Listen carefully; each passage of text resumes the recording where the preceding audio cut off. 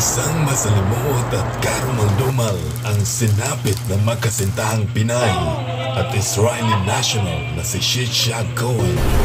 Isa ito sa pinakabrutal na heinous crime na nangyari sa taong 2024 dahil ang pagkasunog ng SUV na sinasakyan ng dalawang biktima ay maaring hindi aksidente at planado para takpan ang totoong nangyayari sa Barangay Cristo Rey, Capas, Tarlac noong June 21. Sino ang naniniwala?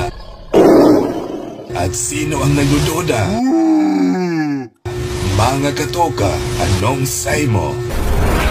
Ang dalawang biktima, kinikilalang isang Pinay na mutya ng Pilipinas, Pampanga na si Geneva Lopez, 27 anyos, at ang kasintahan nitong isang Israeli national na si Yitzhak Cohen, 37 anyos. Ang mga biktima nawala noong nakarang buwan, ika-21 ng Hunyo, galing Angeles, Pampanga at pumuntang Tarlac para sa plano nitong pagbili ng lupa.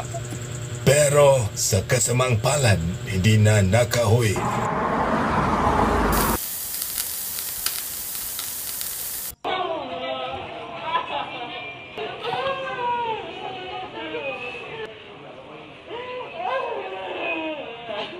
Iya't hagulhol sa ina at pamilyang labis ang pagdadalamhati sa anak na biglang nawala mahigit 15 araw at makikita na lamang ang mga buto at kalansay na nakalibing sa grabing damuhan sa Capas, Tarlac.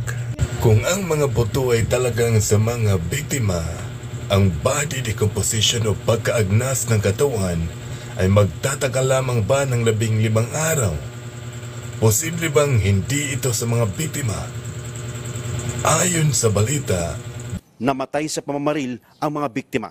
May tama ng bala sa dibdib at hita si Lopez, dibdib at tagiliran naman si Cohen. Binaril ang mga biktima na siyang ikinamatay nito at inisunog ang sanhi.